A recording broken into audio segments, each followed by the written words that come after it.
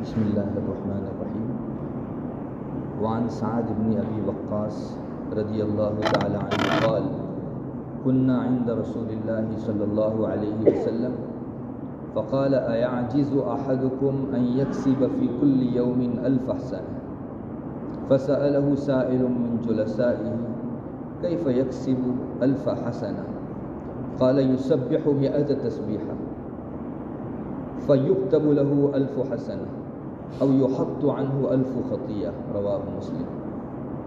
حضرت سعد بن ابی وقاص رضی اللہ تعالیٰ عنہ سے مروی ہے، کہتے ہیں ہم نبی کریم صلی اللہ علیہ وسلم کی مجلس میں تھے.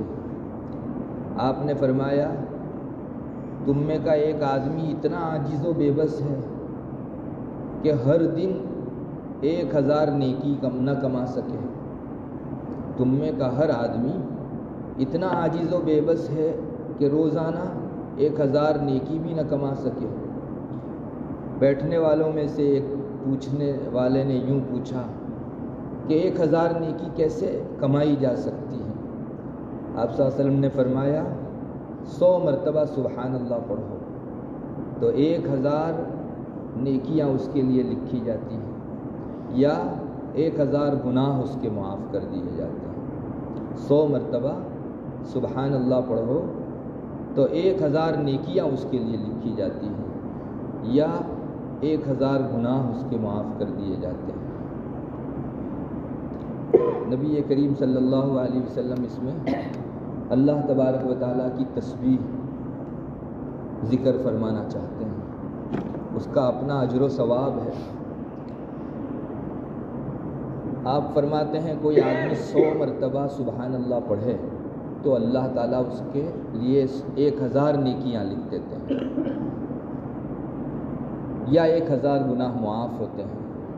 اب یہ کوئی مشکل کام نہیں ہے. ایک آدمی پڑھا بھی 100 مرتبہ سبحان اللہ پڑھے 5 منٹ زیادہ سے زیادہ لگے گی یا 6 7 10 منٹ میں پورا ہو جائے گا، لیکن اللہ تعالیٰ کے یہاں اس کو 1000 نیکیاں لکھ دی جاتی ہیں یا 1000 گناہ معاف ہوتے ہیں. یہ مضمون دوسری روایتوں کے اندر بھی آیا ہے، مشہور ہے، آپ نے بھی سنا ہوگا. ابن ماجہ شریف کے اندر روایت ہے سبحان اللہ اور اللہ اکبر یہ تسبیح ایسی ہے کہ آسمان زمین کے بیچ کی ساری خالی جگہوں کو نیکیوں سے بھر دیتی ہے. اس روایت میں 100 مرتبہ کا بھی ذکر نہیں ہے. ایک مرتبہ سبحان اللہ کہو، اللہ اتنی نیکیاں دیتا ہے کہ آسمان اور زمین کے بیچ کی ساری خالی جگہیں بھر دی جاتی ہیں. ایک مرتبہ اللہ اکبر پڑھو تو آسمان زمین کے بیچ کی ساری نیکیاں، ساری جگہیں نیکیوں سے بھر دی جاتی ہیں. اب میں اور کوئی دوسرا کہتا تو کسی کو مبالغہ لگتا کہ شاید زیادہ بات کر رہا ہے، لیکن اللہ کے رسول صلی اللہ علیہ وسلم نے فرمایا سچ ہے، واقعی ایک مرتبہ ہمارے سبحان اللہ کی اللہ کے یہاں اتنی قدر ہے کہ آسمان زمین کے بیچ کی ساری جگہیں نیکیوں سے بھر دی جاتی ہیں. والحمدللہ تملأ المیزان، حدیث شریف میں آتا ہے ایک مرتبہ الحمدللہ کہنا یہ نیکیوں کے پورے پلڑے کو نیکی سے بھر دیتا ہے.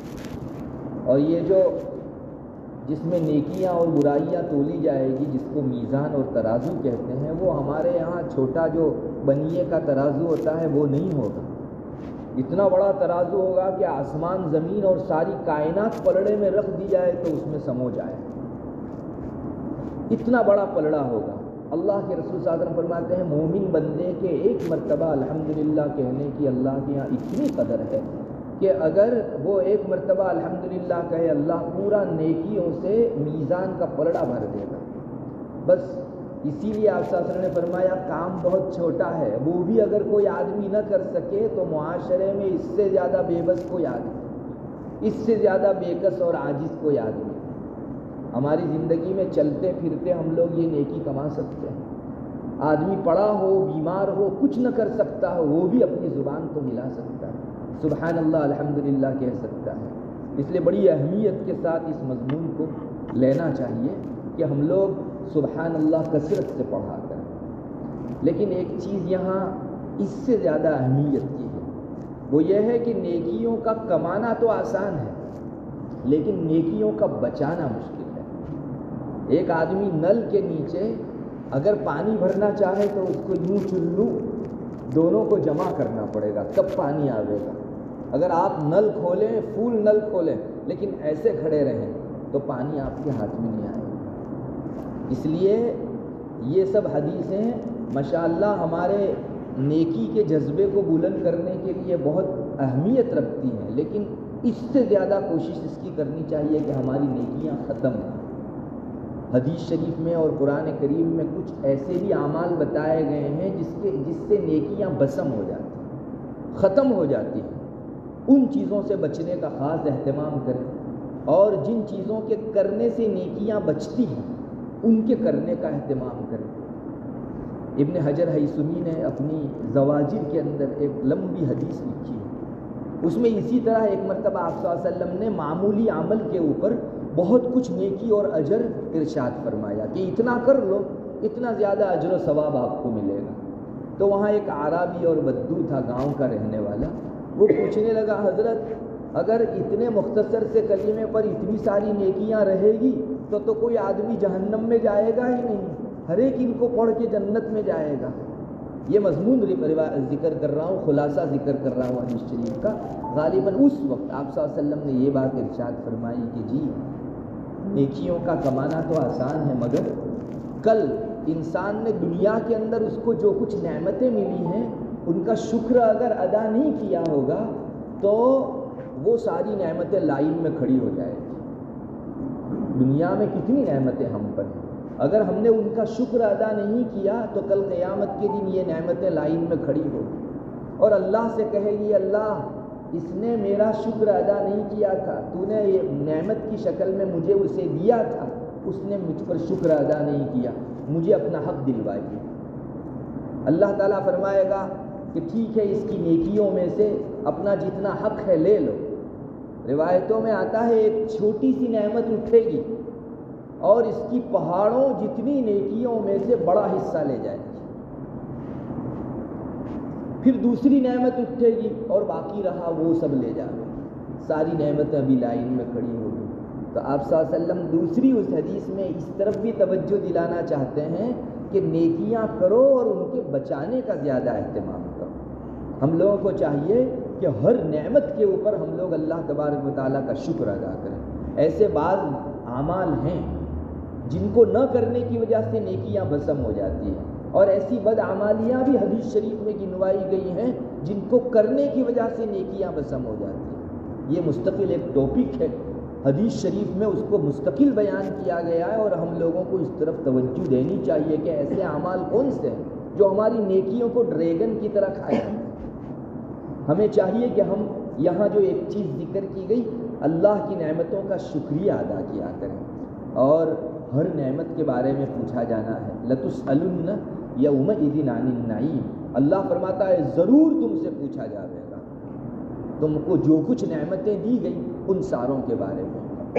ہم لوگ سمجھتے ہیں کہ یہ کھانے پینے کی اور گھر کی اور لباس وغیرہ کی بڑی نعمتوں کے بارے میں پوچھا جائے گا. نہیں، باریک سے باریک نعمتوں کے بارے میں پوچھا جائے گا. ایک حدیث شریف میں آپ نے یہ بھی فرمایا یہ جو تم کو سایہ ملتا ہے نا اس بارے میں بھی پوچھا جائے گا. ہماری گاڑی ہم نے پارک کی، دھوپ کے اندر پارک کر سکتے تھے، ایک سائے کی جگہ مل گئی، ہم نے وہاں ہماری گاڑی پارک کر دی. یہ اللہ کی ایک نعمت ہوتی. آپ باہر کھڑے ہیں دھوپ میں ہیں، ادھر آپ کو سایہ نظر آیا، آپ نے سائے میں جا کر دھوپ سے بچاؤ حاصل کیا، یہ بھی نعمت ہے. آپ کو ٹھنڈا پانی میسر ہوا، یہ بھی اللہ کی نعمت ہے. سائے کے بارے میں بھی پوچھا جائے گا اور ٹھنڈے پانی کے بارے میں بھی پوچھا جائے گا. اس لیے کہتے ہیں کہ ہر چیز کا شکر ضرور ادا کیا کرو تو یہ کمائی ہوئی نیکیاں بچے گی.